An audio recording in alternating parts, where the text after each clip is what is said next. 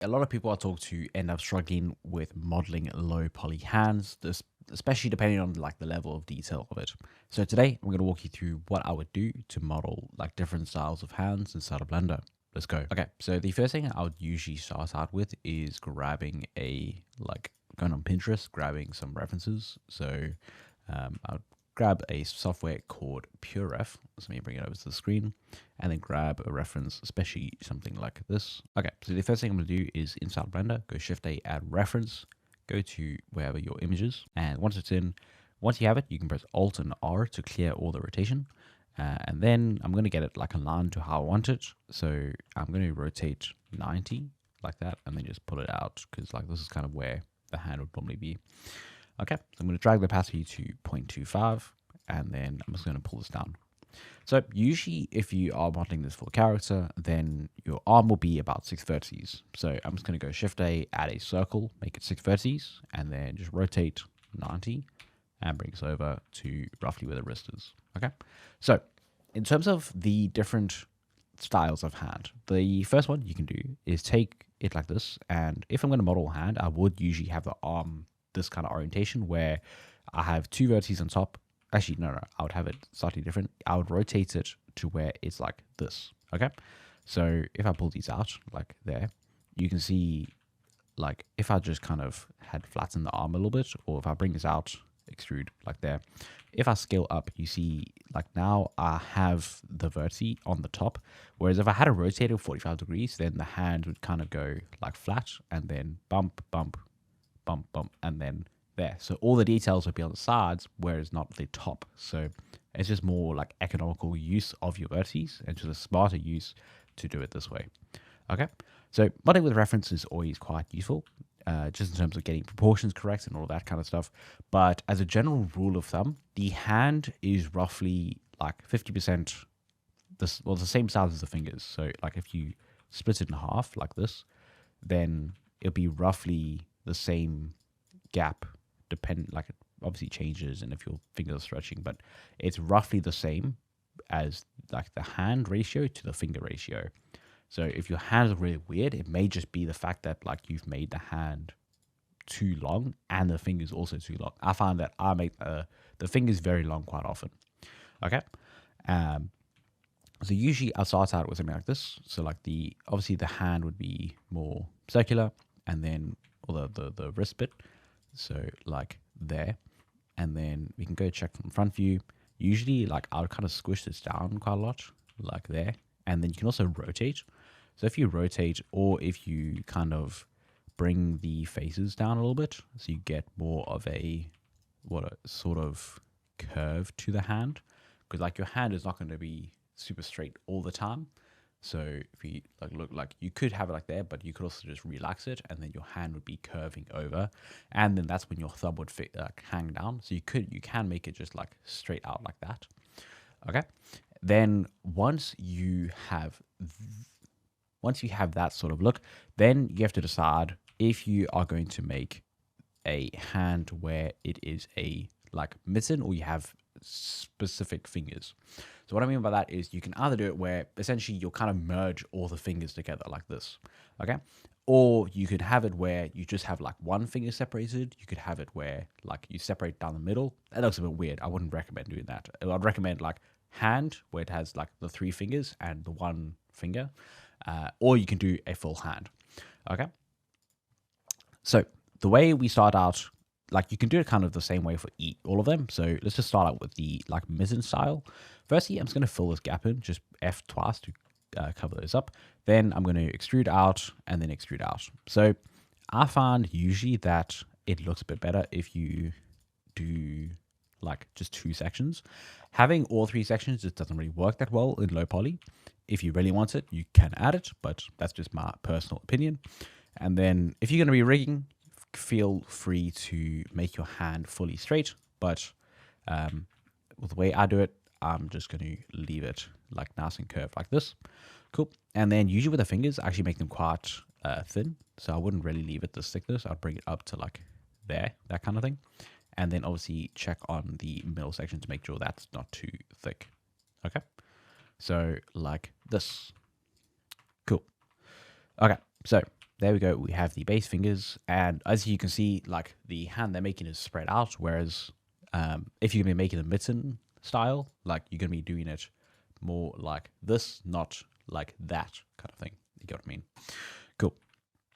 Now, the next thing we need to do is get the thumb done. So basically, I'm just going to select this finger, this face over here, extrude out, and then scale down so it kind of matches like that. Then I would kind of bring it down, and then I'm going to get the loop tools add-on. So get extensions. Actually, I think it's pre-installed. Add-ons, loop tools. It's not. I thought it was. Am I dumb? Loop tools. There it is. Okay. So loop tools, and then what you have to do to activate it is right click, loop tools, and then circle. Okay. So you can see if like it makes a circle, but because we only have 4 vertices, it turns into a square. Obviously, so basically what I'm going to do is I'm going to bring the hand to kind of an angle like this, and then you can drag these vertices around to make it look a bit nicer. So essentially what we're doing is, as I said, like we have making the hand do that sort of thing. So we're not making it straight out like that. We're making it hang down, which I find to be more natural in my opinion. Okay. So there we go. I'm going to change it to there. And then I'm using double R to rotate sometimes. I can rotate like this, or I can press double R and rotate like that. It's just kind of the personal preference. So I'm just going to extrude out with E like this, and then bring it to something like here. Scale down maybe like there, and then like there. I probably wouldn't normally add 2 vertices. Like this guy just has a really long thumb, I think. So let's do that. Maybe let's bring this back a bit. Whoa, what's happening? Something. Okay, I think I just switched to Linux, so I need to sort out some hotkeys. Okay, there we go. I have fixed it. Basically, just it was moving my stuff. So now I can actually use Alt correctly. Okay, so there. So now I can select these edges correctly, that kind of stuff. I'll probably just bring this out a little bit maybe, and then I'll probably rotate the thumb to be more like that usually, if you get what I mean. Okay, so there. I think I'm pretty happy with that look. And if you want to change any proportions real quick, you can go Control Tab, Sculpt Mode, Gen G for the grab brush, and bring it up like that. Cool. And by the way, if you want to get my exact free like workflow for learning how to create low poly characters from scratch inside of Blender, then check the link down below to grab the guide. Back to the video. Okay, so there we go. We have the base hand like this. Now let's start turning this into some more interesting, more detailed hand versions. Okay, so the first one we can do is the one I said where you have the 3 fingers joined and 1 finger separated. So the way I'll do that is 2 options. You can either take this middle one and then just shift it over. But if you want to actually still be able to control this section over here, then what I'll do is leave it over here, Control and B to bevel, and then kind of split it out like this. Okay. Then for this vertex, I'll pull it back to there, or I would go use my knife tool and bring that triangle back to about there. Okay.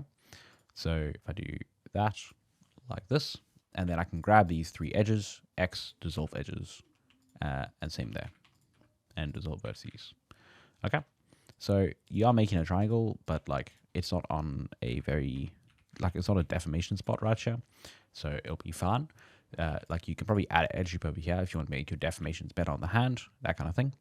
And then same thing over here. So you could also probably do something like over here to get some extra definition on the like palm of the hand, if you know what I mean.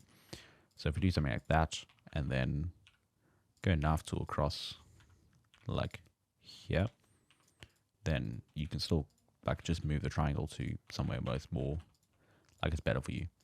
Okay. So there, and then what I'll do is now take these vertices over here. No, I wouldn't grab the base of the fingers one, and I'll show you why. If I press V now to rip, you can see it separates them, but it also rips to the next vertex. Okay, so there, and then now we can just select this edge and then press F to fill it like this, and there we go. So now we have it separated, and we are all good. I'll probably work on this to make it maybe a little bit more square kind of thing. So maybe make this a bit higher and then shift this over. So get it something like this. Get it to a point where you're happy. You could also just select these and then right click, loop tool, circle, and just do that down like loop tool, circle. and then see what point you have to get it to. So you may have to make this thicker to match. It's kind of up to you. A lot of the stuff is like people try to put in these huge rules and stuff for you. Just make something you're happy with. Like, damn. So yeah, there we go. Looking pretty decent. Okay. So there we go. That is the one finger version. And if you want to go even fancier with this, you can also add some extra edges for deformation, just like this. So if we go around and then to there, it's a bit difficult to join those, but you know what I mean. Cool. So let's talk about now having all 4 fingers. Okay, so what I'm going to do is I'm firstly just going to delete all of these vertices over here. X, delete vertices. Okay, and then now we have to come up with a different way of getting it, because obviously if we look at here, we have only space for 3 fingers. So we need to add some sort of extra other triangle. So we could do something more like, so we do there, and we do here. Okay, and then if we go to there, just slide these edges over. Nav tool through the center. So K for the nav tool. And then we can dissolve edges. You can also like select 2 edges and press J to join them. So like if we had a point on this edge, then you could just select them both, press J. But I'm just going to get nav tool, the K for the nav tool, click across like that. And then I'm going to push this up and then push these out. Okay. And then I'm just going to press, like, let me just select this image, and I'm going to change it to side front so I can just look at the mesh from the bottom. Makes life a little bit easier. So there, I'm going to go nav tool into the center like that. Cool.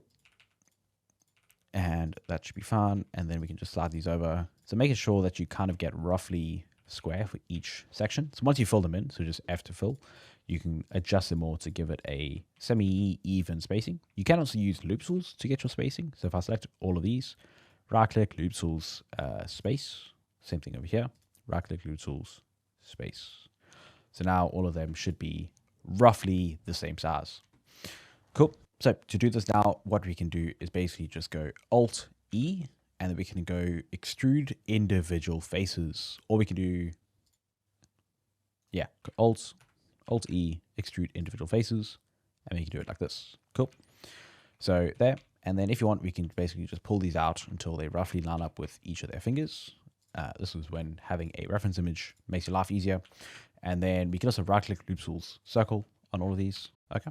So loop tools, I keep pressing curve.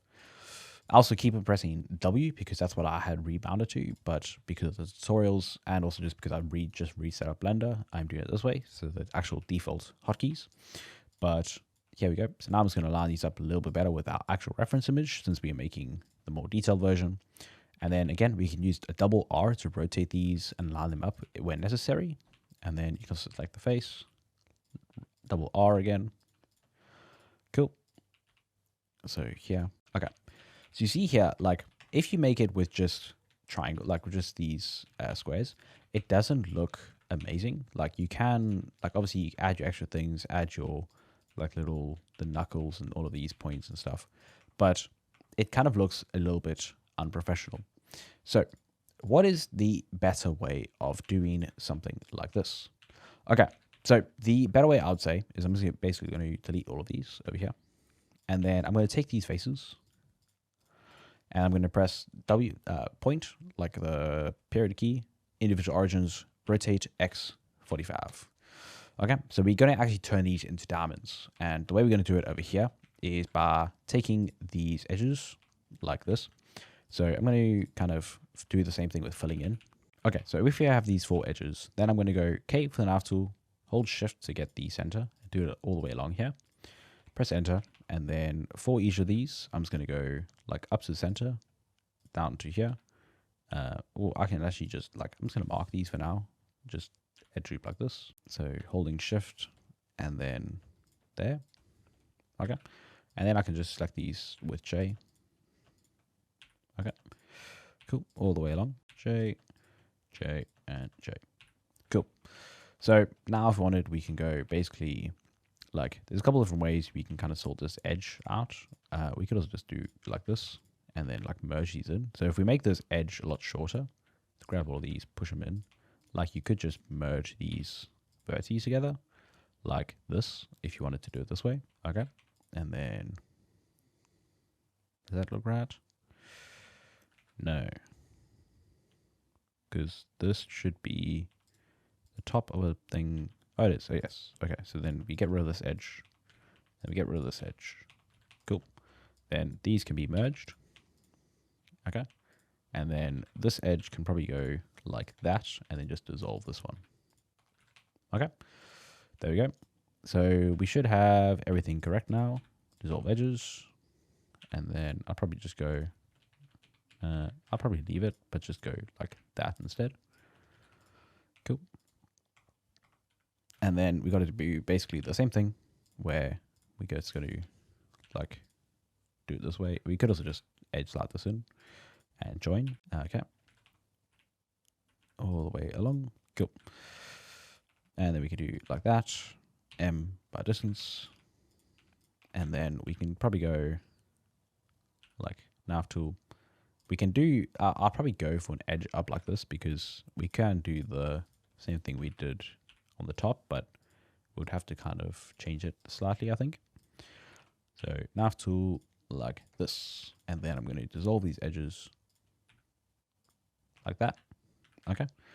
And then we can sort this out later. We can also just join these across to make the triangles. Okay. And that should like be deforming properly.